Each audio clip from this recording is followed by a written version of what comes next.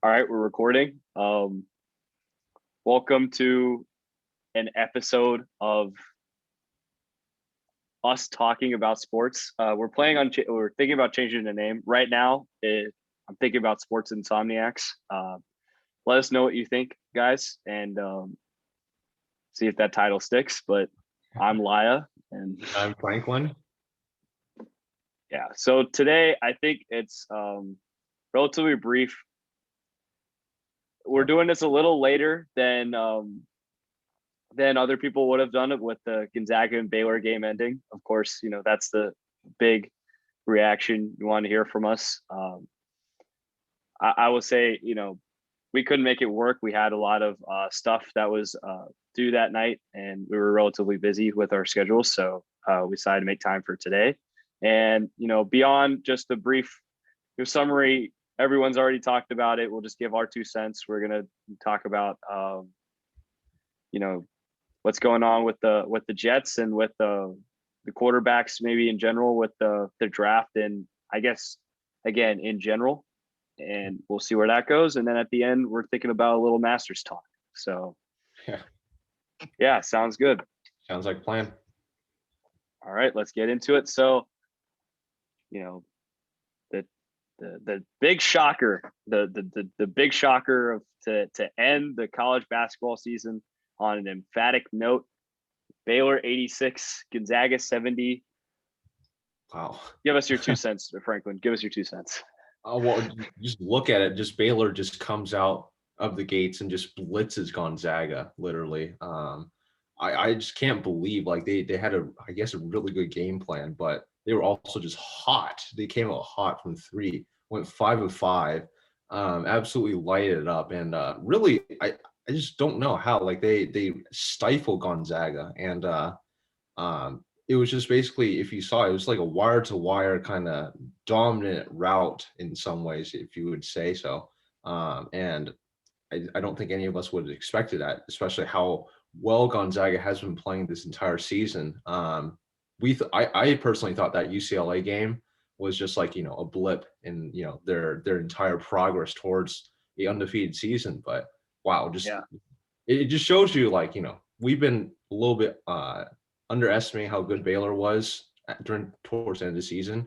And Baylor really flexed its muscles and said, we belong here, and we are one of the best teams in the country. So congratulations to them. Yeah, I just want to shout out to Srikhar. He's a close friend of mine. He goes to Baylor and having a great time there. But here's what I'll say about this. I remember during, I guess, January, December. I'm blending in with Big Bird here, out here in Sesame Street. Celebrating this. What a wonderful tournament we've had out here in the fictional Sesame Street. Only place where COVID doesn't exist right now. But anyways, I remember thinking in January, I was talking about this before this even started, like, that team, I would have actually picked to maybe beat Baylor. I remember, or not Baylor, beat Gonzaga. Because that Baylor team, I saw them play Kansas on their home court. I saw them play Texas at Texas. And they look dominant as hell. They look just as dominant as Gonzaga did at the beginning of the year. And we said, we were talking previously how they were back post-COVID. They were pre-COVID Baylor, it looked like, near the end of this tournament against Villanova, against Arkansas, and against Houston. It looked like it was pre-COVID Baylor. And I think it's, on us for, discounting them so much that, you said they would win by, Gonzaga would win by more than 10. I said about 10. Man, how wrong we were. It was the other way around. It should have been a real blowout, honestly. Yeah. But this Baylor was by far the better team. It wasn't close. Some might say, I was kind of thinking this during the game, that what if Jalen Suggs didn't foul relatively early and have to sit out? If they weren't in a hole, maybe they could make it closer. But looking at this whole game wire to wire, those guards just toyed with Drew Timme. Whenever they switched, Gonzaga switched on these ball screens, Drew Timme couldn't defend poor guy. Like you can just see it anytime Drew Timme was on defense throughout the game. I was like, watch him make the shot. Like watch Flagler make this three. Watch Davion Mitchell drive by. Like they just toyed with him on defense. And I mean, of course, Jared Butler was the most outstanding player. Davion Mitchell was insane. But hot take, Mark Vidal was, I think, one of the best player that game, just because the way he 6'5" guard. Being a part of this, they thoroughly out-rebounded Gonzaga. Thoroughly. Like, oh my gosh. Like, the amount of offensive rebounds they got at the beginning, it set the tone. And I think Gonzaga just looked weak. And then on the defensive side, that no-middle defense, that Baylor man, it really – I mean, I know Baylor played zone for a bit. That really shut down Gonzaga. Gonzaga couldn't get easy baskets in transition. Corey Kispert looked like a shell of himself. Clearly didn't look like he should have been a lottery pick. Their perimeter defense was outstanding. I don't know what to say. I mean, there's other people that will say the same thing. It's just they just thoroughly outplayed them. And the only reason, Jalen Suggs was able to score however many points he did is because Jalen Suggs is an NBA lottery pick. Like, he's the only athlete that could have competed with the way Davion Mitchell and Jared Butler and all these other guys just looked like the better athletes. And I think this just sucks, because when you look at it, it's just Baylor were just the better athletes, and Gonzaga hadn't played nearly a caliber of team like this before. And maybe I should have listened to January self when I was riding high on Baylor, thinking, oh my goodness, look at the way they beat Texas and Kansas. And I guess that's my 2 cents. It's a little maybe 4 cents over there instead of 2. Give him some extra money. Quickly add just 2 more points, but you basically covered it all. I'd say another shout out to Mark Vital. I mean, come on, 8 offensive rebounds, a 6'5" guy thoroughly out rebounds Drew Timme and company down in the paint. Like, it's just unbelievable, and great job to him. We mentioned a little bit earlier that off air that he's kind of like a Draymond Green kind of guy, kind of mold. So even though he's not projected, I guess NBA scouts don't look at him as someone that could be, a Draymond Green mold, maybe because, height and stuff like that. But I still think he's a very useful Swiss Army knife in any team that he plays in. And then the other thing I just wanted to say is I almost thought in some ways it could have been could be that Gonzaga has a little bit of a, emotional hangover. I don't know if that's true. That could be something I'm just speculating, but that game against UCLA was just a thriller, one for the ages, one of the best basketball games, arguably the best college basketball game we've seen ever. So coming off from that high, which they won from that last second shot, they were just, they were a little bit exhausted mentally to come into the national championship game a few days later. Whereas Baylor just absolutely thrashed Houston and cruised its way here. So maybe there's a sign there, but that's part of that idea.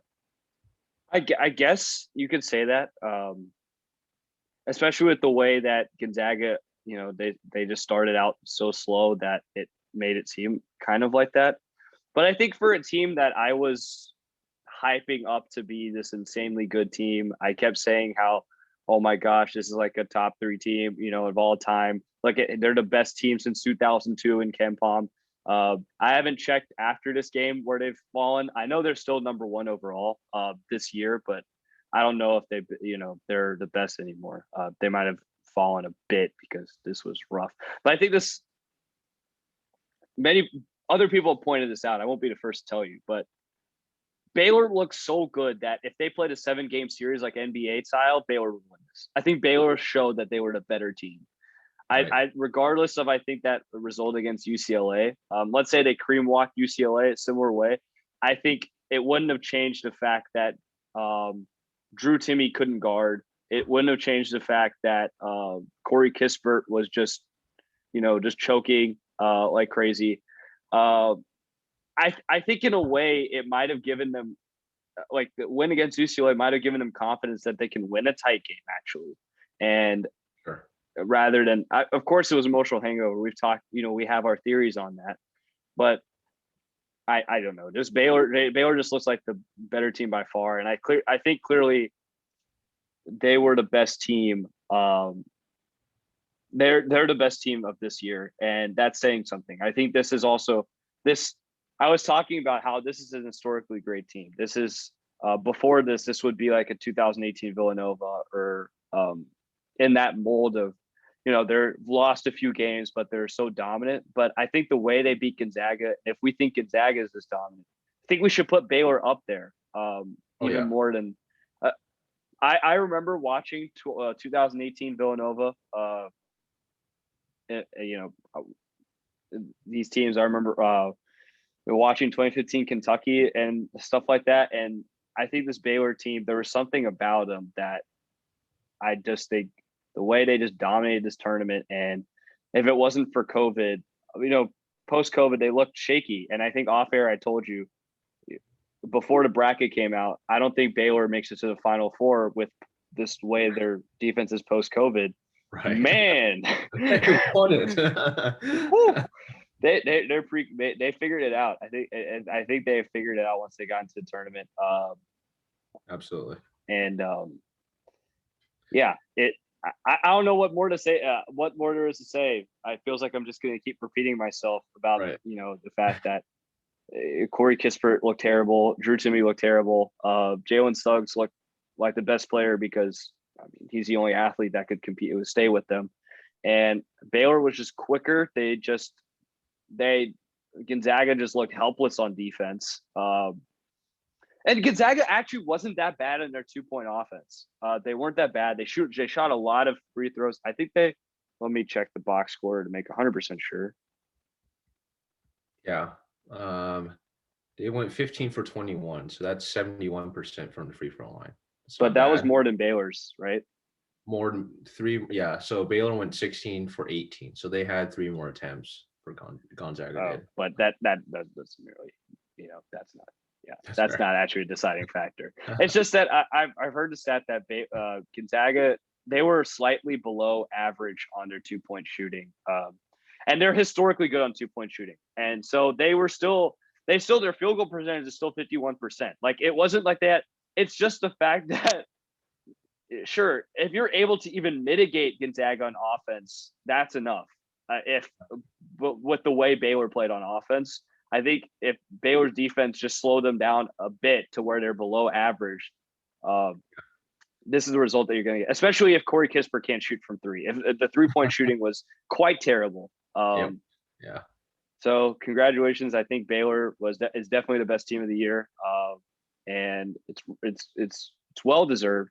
And they might, if we don't have COVID, this could possibly, the way we're talking about Gonzaga before this is probably the way we'd be talking about Baylor if they didn't get COVID. Because this is pre-COVID Baylor, and they thrashed what was supposed to be an historic Gonzaga team. Right. I just say for us, us analysts, to have some of us predict Baylor to fall out, even in the second round against a potential North Carolina or Wisconsin matchup, just shame on us. Shame on us for predicting that because they are a lot better than we thought they would be. So, yeah, it's just I was watching them against Oklahoma State and against Kansas and against even West Virginia. That was a close game, and I was like, man, this team's still good on offense, but where is their defense? And their defense showed up once the tournament came back. And their defense showed up against Gonzaga for sure. I think it was. It was something to see. It was something. It was amazing. It was kind of. I shouldn't say it was necessarily a letdown because we got the best 2 teams of the season playing against each other, and it is what it is. And I think it just shows how great Baylor is. I mean, Gonzaga, I think is still good. I think we saw how Gonzaga just thrashed everyone else they played. So I think this just tells you more about how good Baylor is. Yes. But yeah. Yes. Corey Kispert draft stock down. Drew Timme draft stock down. Jalen Suggs draft stock steady at number 3 overall, I think. Possibly. I mean, I've heard, again, other various podcasts say that there are some insiders that believe Suggs should be number 1 overall, but I don't know what stock you've taken that. He's definitely played the way he played today. I think kind of shows you that he's by far the best, I guess, the best athlete on Gonzaga's team at least. So sure, absolutely. And Davion Mitchell draft stock up, Jared Bettler draft stock up. As far as this game, I think this is also, with this in mind, this might be a moratorium on college basketball talk. I know I'm a bigger fan than most on this subject, and I gotta say, I'm gonna share my thoughts on this real quick. It was just amazing having college basketball back, and like having the March Madness back. Once like the first 4, even watching the first 4 when it was back, I was like, I miss this. I miss games going to overtime. I miss the fact that Oral Roberts could upset Ohio State and we'd all flip out about it collectively. And not just the fact that this March Madness was, it's a very good March Madness. I think it's a solid one, and especially given the fact that the best team won for sure, and we got a great matchup at the end, and there were a lot of upsets.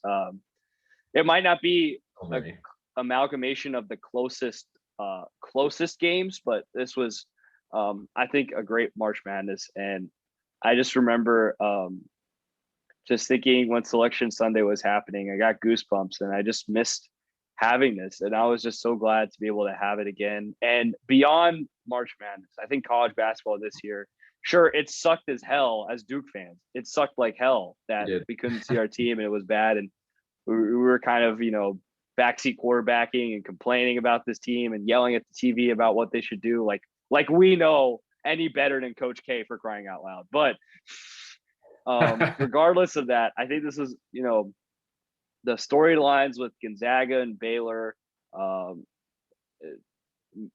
Michigan, and all the Big Ten.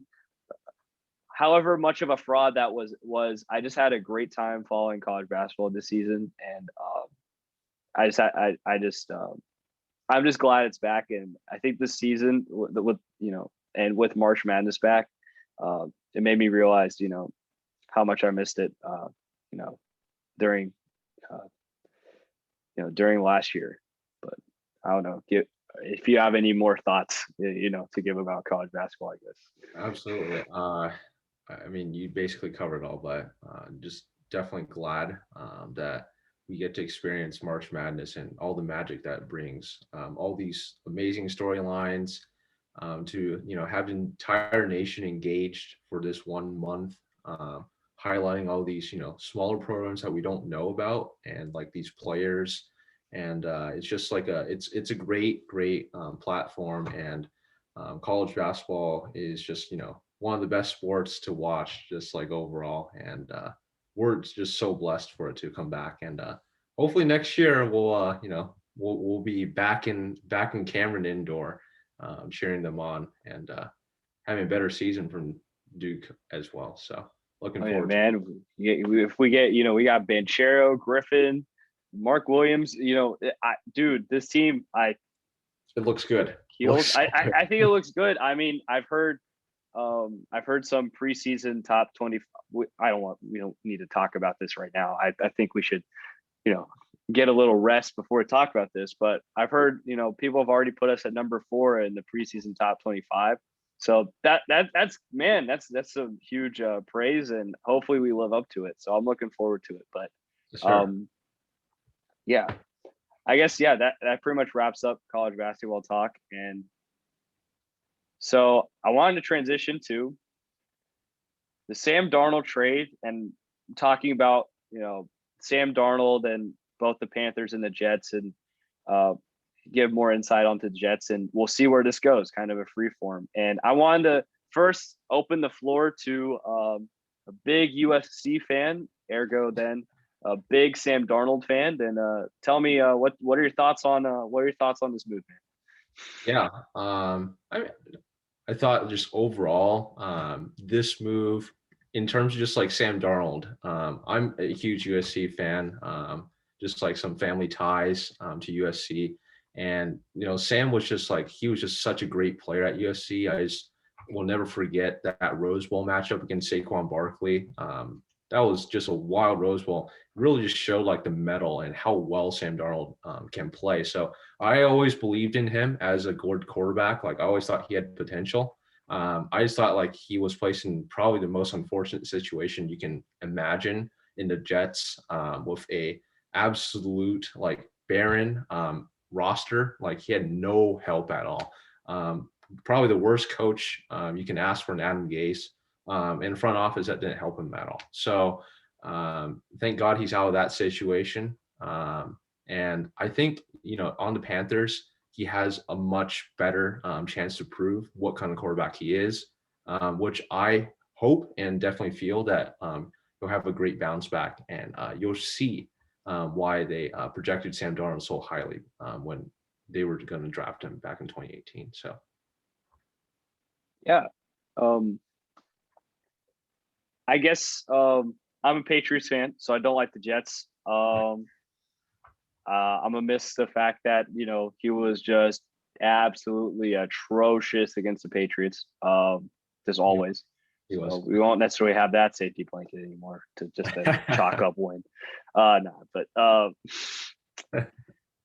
I think beyond that, I think you're right. I think Sam Darnold, the talent is there. I mean, you see all the throws he can make. I remember there was this almost 50-yard plus touchdown scamper he made against the Broncos in like a garbage game this year, last year. Right. And Darnold definitely has the athleticism and the potential. I also think Darnold can see ghosts, so fair. we'll see. I think it was a lot to give up. They gave up a 6th rounder this year, and I know a 2nd rounder next year, and I forgot what else. I'm pretty sure they gave up like a 4th rounder, right? Yeah. So it's not a 1st rounder, but I feel like this could be a lot for Sam Darnold. Right.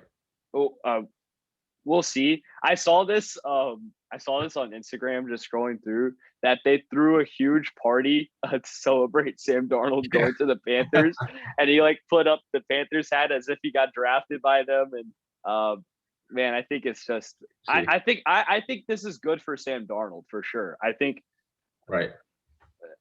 this is good for Sam Darnold for sure. I mean, we kind of know that the Jets are taking Zach Wilson, or at least a quarterback, before this.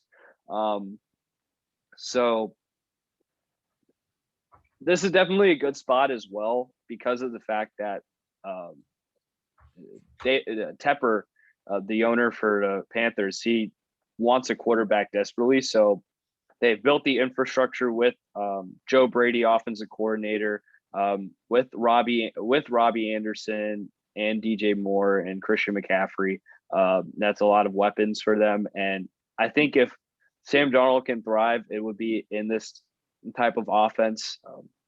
Got a college offensive coordinator coming in. Maybe it helps kind of easily progress Sam Darnold into rather than just throwing some convoluted, let's say, like, for example, he wouldn't necessarily work with the Patriots. I think he would be terrible with the Patriots. I think right now, Adam Gase has stunted his decision-making so much that you give him that Patriots playbook in that system where the quarterback has to make so many of the so many changes, and there's so much control put on the quarterback that I don't know if Sam Darnold could handle that. Now, from what I can tell, I don't think the Panthers offense is as complicated. Of course, all NFL offenses are complicated, but I think this gives maybe Sam Darnold an easier way to adjust. Sure. We know these college offenses, the way they've made on quarterbacks, it's kind of given them life at times. So hopefully that'll happen with Sam Darnold, because I have nothing against him. I think he's I think he has a lot of potential. I just think his decision making is quite bad, but we'll see. Yeah, yeah, totally agree with that. I would say one of the things is that Sam just moving out of New York, that sports area, sometimes that helps too. I think the You're Charlotte right. Yeah. area is just a much more receptive, and they're like much more a forgiving fan base as well. Just like when you talk about like fan bases that are like very passionate but also very demanding. Comes to mind New York, Philly, Boston. Those like come to mind immediately, and so they put so much pressure on you, and if you don't do good, they'll kill you basically for it. But going down to Charlotte, kind of like getting a new start there, that's going to be good. I would say like having a really stable kind of like front office system and a good coaching system, like having Matt Rule there for the long term. That's also very useful just to make sure there's not a lot of coaching instability that Sam Darnold's had to experience over the past few years. And then just finally, yeah, again, like his weapons, I think he has a lot more weapons. Now reunited with Robbie Anderson, they've done well together. He's got Jay Moore, of course, the utility man, Christian McCaffrey, who's an absolute beast. So barring health, I think this is almost kind of a prove it season though. They have to make sure that he's got that talent and he has to show up because as you said, David Tepper, he's a very aggressive owner. So though he's willing to open the wallet for you to like invest and do well as a team, if you don't show that you can prove it, then he will move on from you quickly as well. So yeah, best of luck to him. Yeah, exactly. And I feel like they've put him in a position to succeed, though. I think. Yes. That's my thing. I think Joe Brady, good OC. I think David Tepper, if he's a smart enough owner, I would think if he's going to spend this much draft, I believe it's a little over. I think it's a little much of an overpay from the Panthers, also because of the fact that we know that the Jets have to sell Sam Darnold. They have to give him away. So I thought this was quite a load. I could be wrong, but I feel like that shows that David Tepper either has too much faith in Sam Darnold or a lot of faith in the fact that they're going to make this work. So right. I trust that they made the right decision because I think the Panthers have done a decent job recently for sure in how they're team building. Right. And with Matt Rule and Joe Brady. And they were in so many close games. It's just bad luck and Teddy Bridgewater not being able to, finish the deal a lot of times. But they were in a position to win a lot of these games. And we thought this team would be terrible, going through this rebuild. So there's a lot of promise there. There is. Now, yes. All right. So on the flip side, I want to bring it back to the Jets. And I have a take in all of that. So we know the curse. There is this curse of the number 2 of the quarterback pick, the number 2 spot. Yeah, it's just there. It's Ryan Leaf. It's Carson Wentz. It's Mitch Trubisky. There's more too. There's RG3. Well, that's more injuries, but still counts. Yes. Of course, that doesn't mean anything, to be honest. I think it's just those quarterbacks themselves, and I think Zach Wilson could end up like that if it's going to be Zach Wilson. Everyone's in love with this guy. I just don't understand why everyone is in love with this guy and not Justin Fields. We've talked about this earlier, and I'm just perplexed as hell. And I think if they're going to continue with what the media is telling, that it's going to be Zach Wilson at number 2, I think this could be a repeat of the curse of the number 2 quarterback. What are your thoughts? I agree with that in some ways.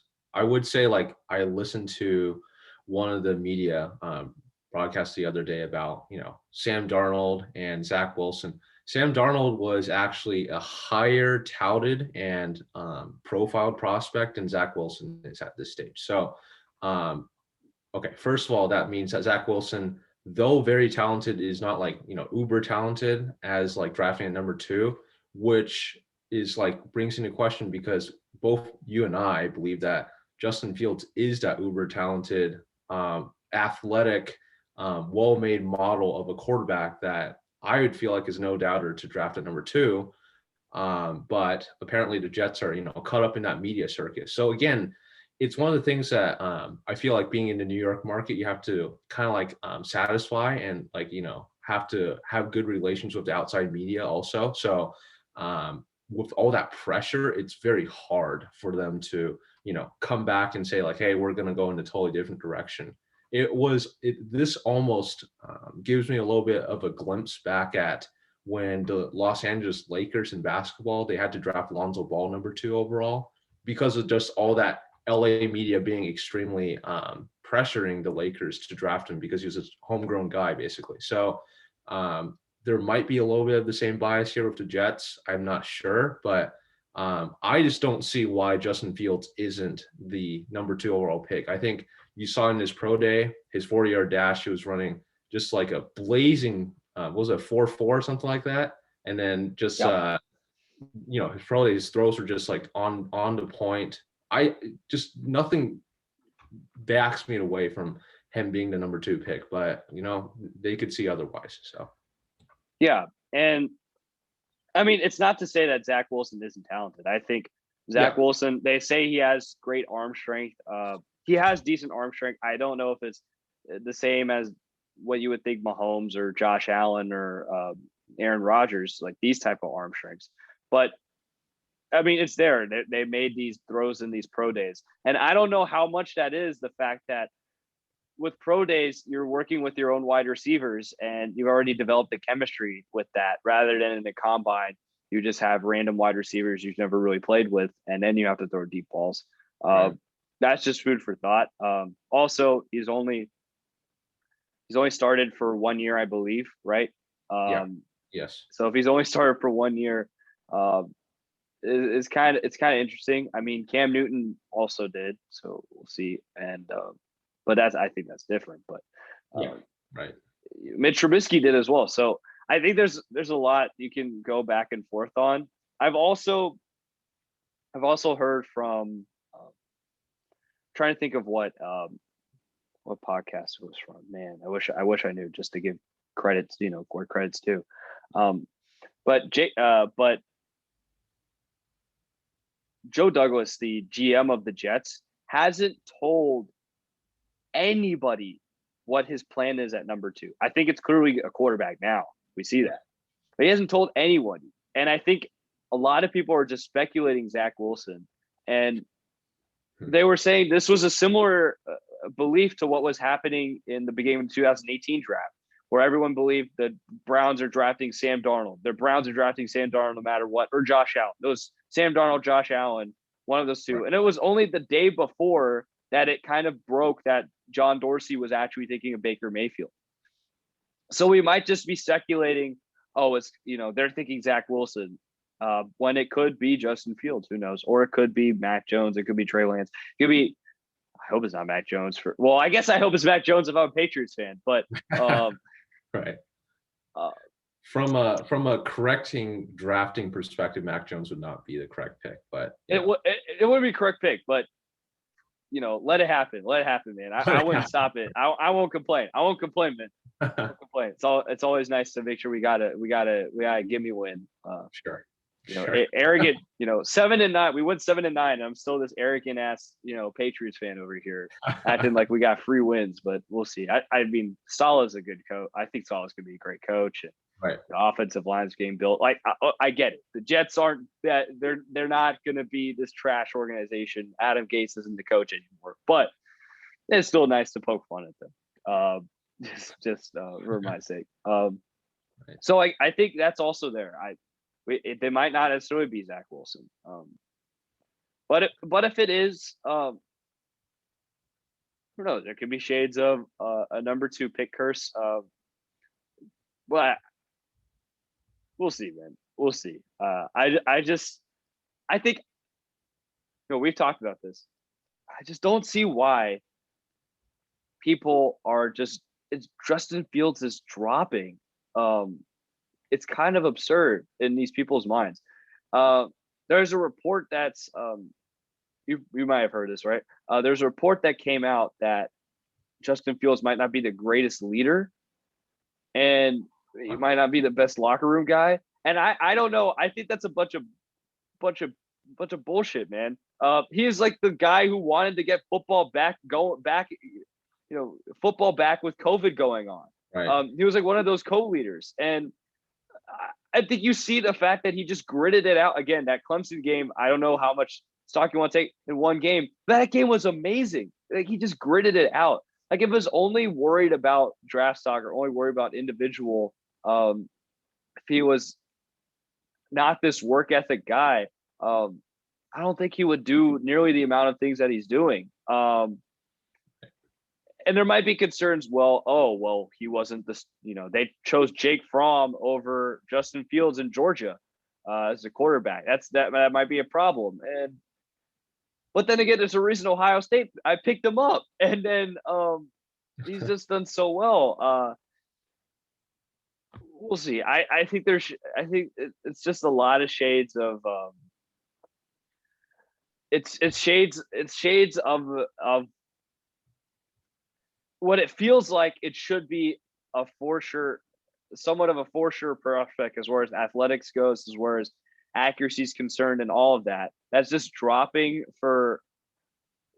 It seems relatively arbitrary reasons. Now, I could be mischaracterizing this. Might be others, but I mean, I could almost speculate that it could be like, a team that's a little bit lower on a draft board, say like a Denver, that's like purposely leaking this kind of stuff just to make sure that they get a better chance of getting Justin Fields. Because if, Denver, if he drops down to 9 and Denver takes him there, like that's an absolute steal. And like, they'll be overjoyed to have their franchise quarterback for like the next 2 decades, basically. So, yeah, that's like, that's always a good strategy too. So you never know, but. Yeah, we'll see. Also, I guess because Broncos in a similar vein with the Panthers not being in the market for a draft quarterback, they're not going to draft. I don't think they're going to draft a first-round quarterback. Yeah. Do you think this shakes up who could draft a first-round quarterback now? Who could trade up maybe? Just want to get your thoughts on what do you think might be going on with the first-round QB draft market? It seems interesting. There's still like a few teams that on the draft board I'm looking at personally, I think would trade back. Like I just think a prime example, and everyone in the media has been saying this, number 4, Atlanta. I just think they should be probably trading back. I don't see them taking a quarterback because, again, Matt Ryan's his contract is huge. Arthur Smith is coming in. Pretty sure he will right the ship for sure offensively. I don't think that's going to be a problem. They're sitting at a luxury spot basically, and they can get a lot of picks and a lot of compensation back if they just trade back a few spots. So I see them trading back, possibly Cincinnati because again they have Burrow already. So again they don't need a quarterback. In terms of who would trade up, so Denver, that's one of the teams. Because I don't think Drew Lock's going to work out there. It's pretty clear at this point. And then I very much a wild card, but if your Patriots decide to move up, it could be a chance that they could move up a few spots because of like what's happening now. So yeah. I'm sorry about this. I'm looking for the draft order just to get 100% sure on what can happen. So let me look at the draft. Yeah, I can run. Let me just run through this real quick. So the Jags, we got Lawrence for sure. The Jets taking quarterback. 49ers are presumably taking quarterback. The Falcons at this point, I think something on O-line. Okay, got it. So go ahead. All right. So I got this up.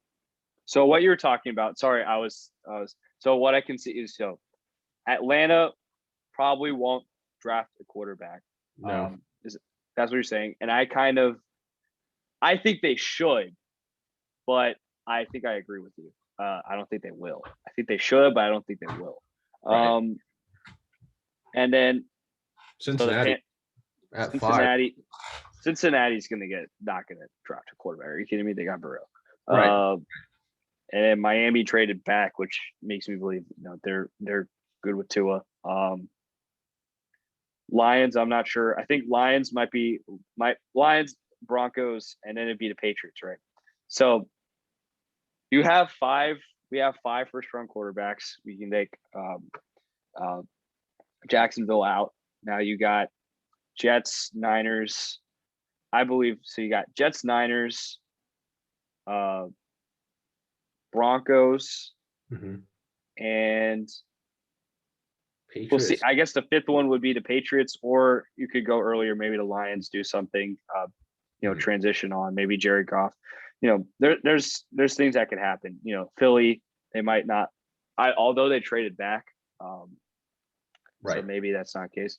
So with Carolina not being there, I think this. I don't know. I feel like if Denver would have wanted to trade up for a quarterback, they already would have. Right. Because maybe the Falcons are thinking about taking quarterback, and maybe it's just too high of a price. But I also don't know if it's the best to the Broncos. It looks like now with the fact that the Panthers are out of this market, the Broncos might not have to trade to get their quarterback. Right. It's all about thinking who's going to pick a quarterback before you, and you already know the first 3 are, and it would be Atlanta or I guess Detroit, but then it's not really likely, I think. So you're going to get the 4th pick. Right. And so you just have to, I guess you have to be content with the 4th pick, and we'll see what happens there. And then I saw this thumbnail about this. Pat McAfee was talking about maybe the Patriots trade up to get Justin Fields. I would love that. That'd be amazing. This was the joke all last year when Brady left is like, oh, the Patriots are going to tank for Justin Fields. The Patriots are going to take for Justin Fields. That's what's going to happen. I mean, I didn't buy into it a single bit. No, you don't tank. Don't tank, man. That's fair. Okay. Don't tank. I say don't tank, and then I feel like practically it probably makes sense. It's just think about what the players are going through, and they want to win. Like that's how they got to this level, like to the NFL. Like they're wired to go out there and compete their all. So it just sucks if you tell people to tank. And also, I don't think it's in Belichick's DNA, because right after the season, he just was like, let's spend everything we got on people. I don't want to lose again. It felt like so. That's fair. I guess I'm looking at this and I'm kind of thinking the Broncos might take Mac Jones based on just the meme of tall white guy quarterback goes to the Broncos, right? Right. It feels like it's a marriage made if that's what's going to fall to them. I think it's going to be Lawrence Wilson, Trey Lance, and I don't think it's Mac Jones. I think it's probably the Niners are smart. They know what's up. It's going to be Trey Lance or Justin Fields. Fields, and I think Trey Lance played in a similar offense that the Niners run. It's like they have a similar schemes in that way. So I think it might be Trey Lance. And if the Broncos get Mac Jones, I mean, the Patriots could get Justin Fields, man. If they're the next team that desperately needs a quarterback out of these teams, Right. this might be Patriots homerism and just wishful thinking. If Fields drops this well, I think would be a great pick. Even if you don't want to start him, you can have him compete against Cam Newton. I feel like him learning with Cam Newton would be amazing, because he could just learn from. I think that would be great. Dream, honestly. Yeah, it would be a great way for him to learn with Cam Newton. And but I don't want to talk myself into these rosy things, because in my opinion, I think the Falcons should draft a quarterback. Do you think the Falcons should draft a quarterback? I don't think. the Falcons should Okay, draft. so we can have a little debate about this. All right. So why don't you think? And I'll tell you why I think. Well, I think, like, as I said earlier, there's just like two things. One, just Matt Ryan's contract. You're just gonna have to. He's gonna be dead cap basically for the next few years. Like, I don't think any team's gonna take that contract. It's massive. So he's basically either gonna be on your team, or he's basically gonna be on your team for the next few years. That's basically what's gonna happen. And then second of all, like, I don't think Matt Ryan has been the problem for Atlanta. It's been their defense that's been like totally non-existent. Because Atlanta, like, the only way they've won in the past few years has been through like complete shootouts. And even sometimes I've seen stats where it's like Matt Ryan scores 30 points for the Falcons and they still manage to lose. It's like unbelievable. And it's just because of how bad their defense is. So I think just like drafting quarterback, yes, it'd be like, beneficial for him to develop behind Matt Ryan for a few years, but I just don't see like why Atlanta wouldn't just make a push now to, really draft and shore up their defense a little bit and then just have another run at it, because they have, an offensive minded guy like Arthur Smith coming in. It's not like they can't do anything and make things happen again down there. So, well, I mean, so if you think that the problem, I mean, it's a defense, and defense has been a problem. With number 4, I don't think they're picking a defensive player, right? They'd probably be picking Kyle Pitts or attack. I don't know if they'd be picking a defensive player. possibly. There's not a super high, from what I remember, there's not a super high defensive player that's rated to be 4th overall. That's fair. That's fair. Yeah, I guess it's a little bit less biased. There wasn't like an edge rusher. I guess like the name that comes up, like Micah Parsons from Penn State. That would, number 4. Yeah. But at number 4, that is a little bit high, I guess. So yeah, maybe. But so let's. I think if they don't draft a quarterback, they should draft Kyle Pitts if they're there, because I think that would be amazing with this offense, and everything could fly off and be amazing. That's fair. I think my thing is the Falcons aren't going to be in this position again. I don't think the Falcons are too talented, too good to fall into this position again, to where they can pick this high. And I know you have your, Matt Ryan isn't too bad. He's keeping them in games and their offense is great. Yeah. I just don't know what pick is going to help them go over the hump with Matt Ryan. Like, if let's say they get Kyle Pitts, is Kyle Pitts going to help them so much to where they're going to get back if their defense is this bad?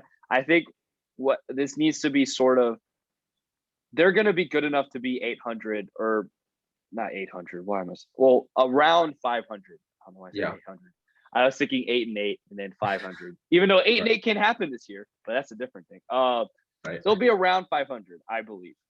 So they won't be drafting here again. And I think if Justin Fields is going to drop, again, I just love this guy so much. I think you can start this offense. You have a new OC, you have a new head coach with this system coming in.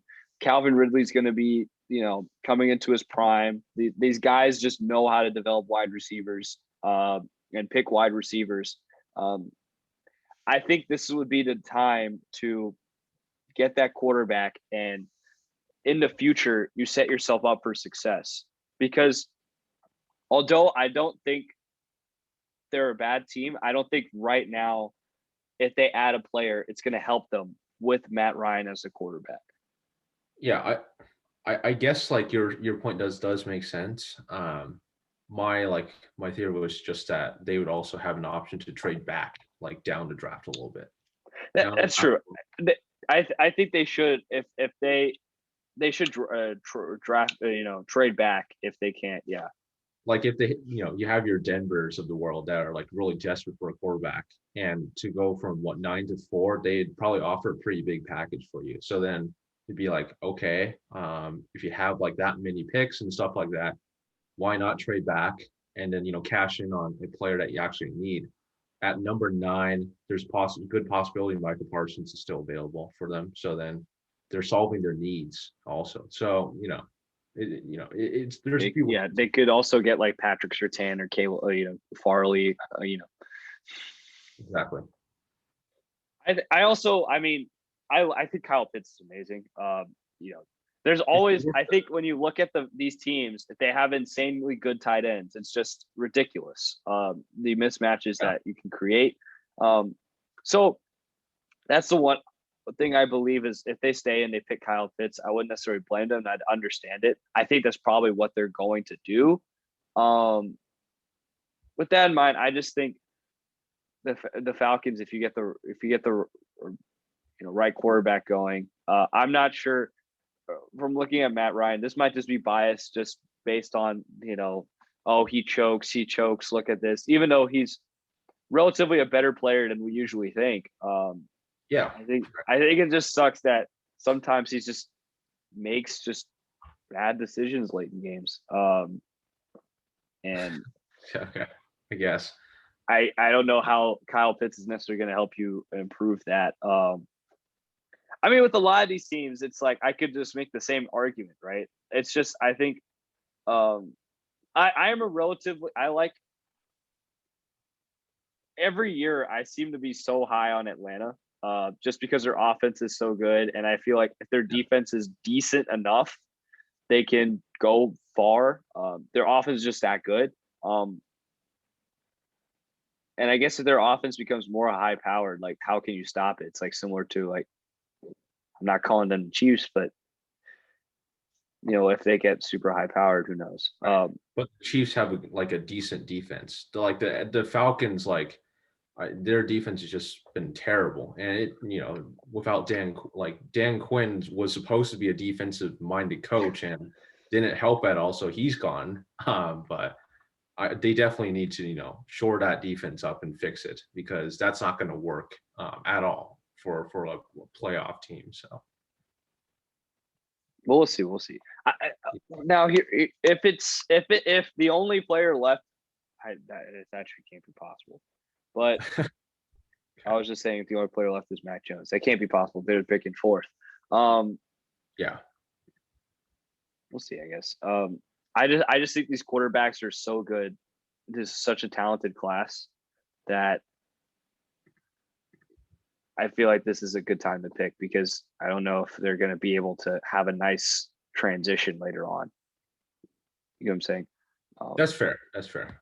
I guess that's the crux of my argument. But I think your argument may make even more sense. Just, they might be in that luxury position that you got like a Brett Favre, Aaron Rodgers kind of situation. But the only thing is the Packers were still pretty good when they drafted Aaron Rodgers, because Rodgers fell all the way down to the 20s to the Packers. But I think the Falcons are as good. Pause. I don't think the Falcons are as good. Pause. I think the Falcons are definitely better than 4th. You know what I'm saying? I think the Falcons are more like 15th or 14th. Sure. Right. And a lot of this was just fluke at the beginning of the year, just Dan Quinn being the coach and just so bad and like blowing these games and like what the hell is going on. But then later on, when like you just get a different, interim coach. Yeah. Sure, there's a morale boost off of having a different coach. You've seen this in various, teams. If you immediately fired a coach and you replace him with someone, there's like instantaneous bump. But even with that in mind, it shows that the Falcons still got something. The Falcons still got something. They do. They definitely do. Yeah. A lot of their losses is just the memes, the choking, and all this. It's just choking. But they're more talented than that. The fact that they're able to get in positions where they end up having to choke to lose rather than. Yeah, definitely agree with that. So. Yeah, I guess there's not. I don't know what else. I guess. Do you have any other thoughts you want to talk about the NFL or the draft in particular? Do you, there's no news really with your team, but not too much news. Pretty sure If I'm right, the Seahawks, I don't think the Seahawks have first rounder, if I'm right, but No, because Jamal Adams, man. yep. They got Blitz Boy. I think that's worth it. I give up my first rounder for DePrez, so it's all good. Really, you do this again? Well, okay. Okay. I think safety is, one of those positions that it's kind of tough to justify like trading a first rounder for, but Jamal Adams is one of those players that I guess like his position's more than just being a safety. He has like so much more. He's like a leader in the locker room. He commands like multiple parts of the field. Seattle had to really like their secondary was just like kind of patchwork last few seasons. So adding him was just really helpful. And then Dunlap, of course, that's a mid-season acquisition that's actually a big deal because he was like an immediate impact player. But a slight overpayment for a guy that's like a really good, probably the best safety that can actually do more things than like a normal safety can. Probably I'd do it again. Well, my thing is Jamal Adams was not good in coverage this year. I thought. Yeah, that's true. But when this trade was happening, I think I talked to you about this and others. I thought the Seahawks won relatively against the Jets. I thought Jamal Adams is one of those guys. He was their Jets defense, and I predicted. I was like, man, watch the Jets be absolutely atrocious without Jamal Adams. Like, watch him be crap because he was their only defensive player in my mind at that time, and it kind of bared out that also it could just be Adam Gase is that bad as well, but it kind of bared out their defense was also awful. Right. Well, near the end, like Quinnen Williams, came into form, and you could talk yourself into some of these players getting better once they won at the end. We're doing a little hindsight 2020, trying to rationalize, this defense maybe not be that bad, but dude was pretty bad in coverage, man. It was pretty bad. I did not expect him to be this bad in coverage. Like, he's blitz boy. He's a nimble linebacker. He's a little more nimble linebacker, and I think it was also. I think he was a little bit banged up this past year. He was like in and out of the lineup a little bit, so didn't have like that consistency that we hoped him to play as. So I think this season's really like the one that we'll see how he actually fits into the Seahawks defensive mold. Hopefully, I think he'll be fine. But it's definitely a prove it season this season for a lot of players on Seahawks because, as the big headline is, if Russ doesn't, see like a continuing opportunity to actually win a Super Bowl, he might move on. So. Yeah, in that case, this is low key a failure from the Seahawks if Wilson moves on. Let's hope he doesn't. I mean, let's hope he doesn't. I'm praying that he doesn't, but I like Wilson, man. Of course, selfishly, if the Patriots get him, that'd be great. But we're not gonna get him. I mean, let's just stop here. Let's just stop now. But where was I going with this? I remember watching a Patriots Seahawks game. Our two favorite teams. They always get classics. There's always these goal line situations, man. Either way, or just the "you mad bro" game. When the Russ Wilson rookie year. This is all this stuff. Dude, Jamal Adams was a liability in coverage. They made Cam Newton look so good that game. Yeah. It was, of course, he had the defensive stand at the end because we ran the same freaking play over and over. Like, it was good the first few times. Let's change it up a bit. Let's Jakob Johnson starts here, goes to we all know what's happening now. All right, yeah. Let's do it different. Like, flip it to Jakob Johnson instead. Like, do a pass. All right. Point is, he was so bad in coverage. He was the guy Cam Newton targeted. Like, Edelman, he made Edelman look fast.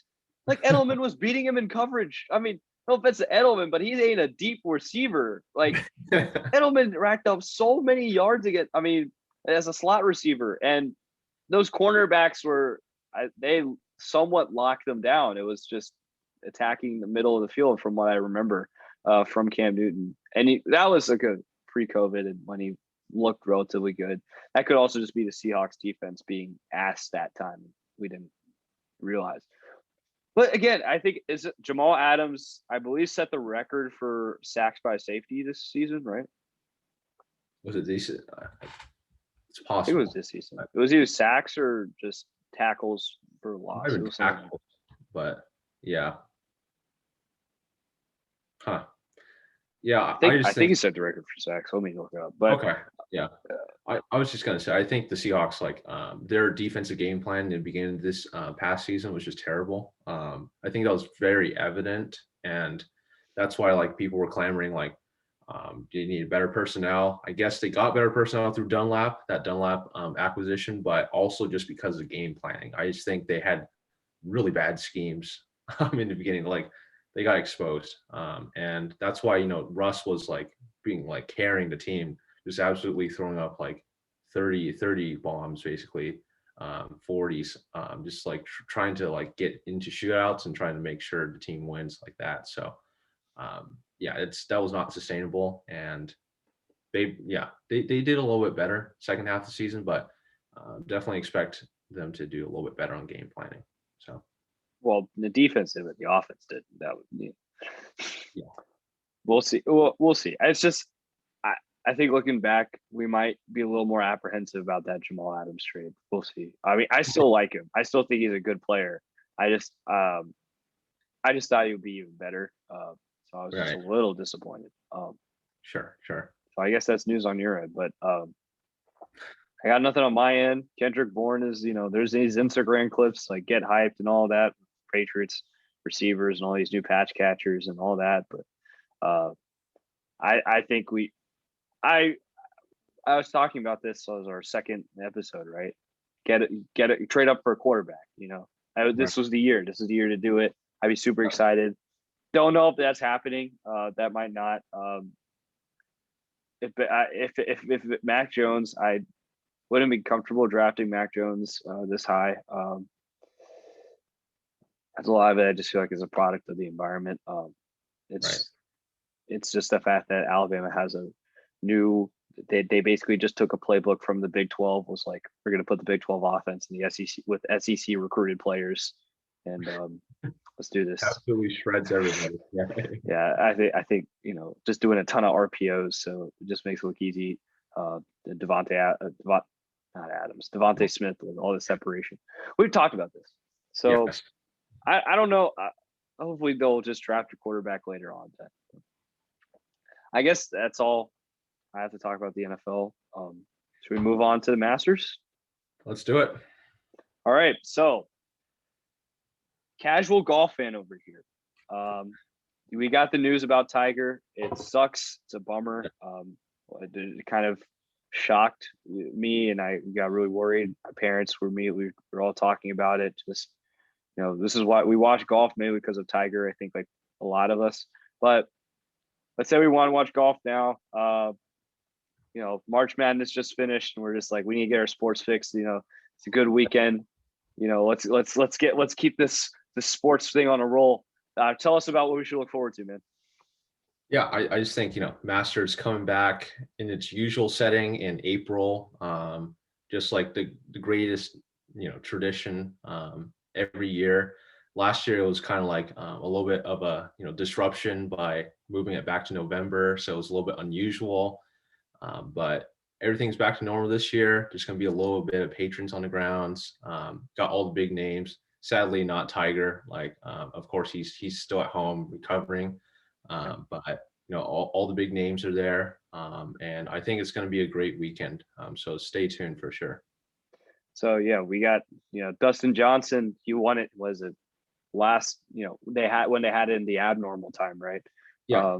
Is it Justin Johnson going to be the favorite? So going into the tournament, Dustin Johnson's he's ranked number 1 in the world. In my personal opinion, I don't think he's the favorite. When I'm I think betting odds wise, he's still favored very heavily, but I wouldn't, put him as a favorite. I think in his last 2 tournaments, in the players and WGC Mexico, he didn't play that well. I just saw like a little bit of regression from him. Mostly, I think putting's been a little bit kind of like hit or miss there, and also just like performance overall. So when I'm looking at players this week that I would say like watch out for that could win. One that immediately pops to mind, of course, Justin Thomas just won the Players Championship. He's in best, probably the best form of his life right now. Doing really well. Just like ball striking wise, seems like he's got like everything going right for him. My personal favorite player, if he's like fully healthy, Brooks Koepka.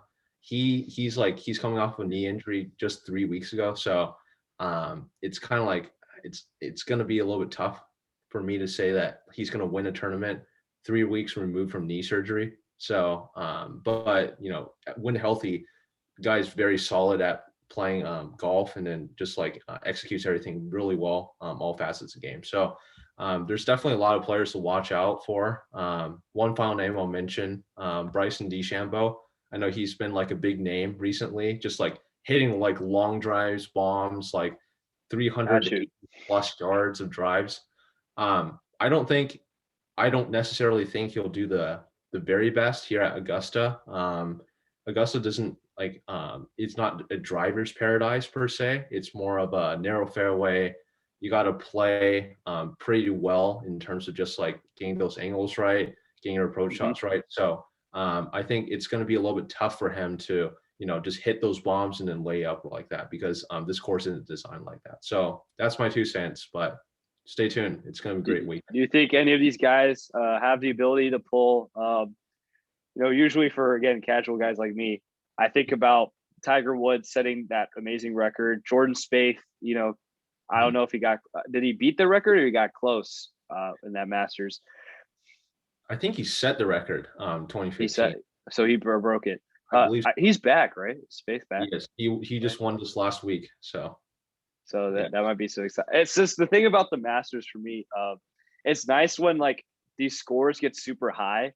Super high in a sense, super low. But I feel like the Masters, there's like that opportunity that it's all usually the winner. I guess because it's in the same place every year, right? That golfers are adjusted to it and they can do relatively better than other courses, right? If I'm not correct, if I'm correct. So that, I guess that leaves opportunity for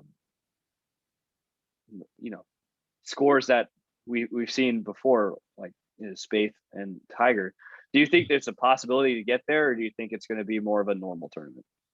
I think it's going to be this year more of a normal tournament per se. I think, when you like mentioned that lower scores, I just think like some players find their best form here in Augusta April. This course is not like the easiest one like at all. It's one of the toughest courses you can play on. Of course, they play it every year, so you get a little bit more experience as you play here. This week they're forecasting for a very dry, kind of warm kind of week, so it's going to be very fast, firm greens. So that's probably in golf terms very difficult for a lot of players, because putts are going to be very fast. Things are going to break left or right extremely quickly. And Augusta is known for its hard greens. So it's definitely not going to be posting a lot of low scores, but it's going to be still very fun to watch because it's going to be challenging, and these are best players in the world tackling this challenge.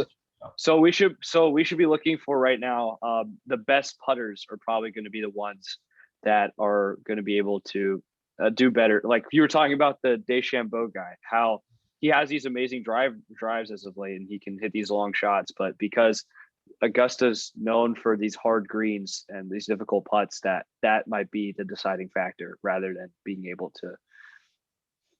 Right. You could say that. I think so. When it comes to DeChambeau, his putting is actually a little bit better than average. So that's not like his liability. The problem is that the drives, they don't give you a lot of forgiveness at Augusta. So for DeChambeau, when you have that like massive power, you also have a lot of room for error. So he sometimes hits wayward tee shots, and at Augusta, that's a big no-no because if you hit it like way out of bounds, it's just going to be ruining basically your round. So that's like his big issue. But again, yes, I do believe good putters do get a little bit of advantage here, and also just players that have played here for a long time because they know like how the green slopes and all that works. So it's going to be a little bit harder for first timers just seeing like the monster that Augusta is. But yeah. All right, sounds good, man. I'll try and check in, man. Of course, a tradition like unlike any other. Absolutely. See how it goes. But so yeah, that's a wrap. I think for me. I don't know if you want to add anything more. Yeah, I'd just say just please give us some feedback on how we did. If you enjoyed what you'd like us to talk about next time. Give us some suggestions for what name we should make this podcast. Because Exactly. we're always open to that. We haven't figured out what name this podcast should be. So any suggestions would be really welcome. So yeah, and also like if you like the fact that I'm rotating these backgrounds, or maybe I should just stick to in a normal one. See how it goes. Which one you like the best so far? And yeah, of course, sports insomniacs. Does that work for y'all, or should we change it up? Let us know. And yeah, appreciate talking with you, man, as always. And as always, yeah. Yes. Yeah, have a good night. I'll see you Thursday night, right?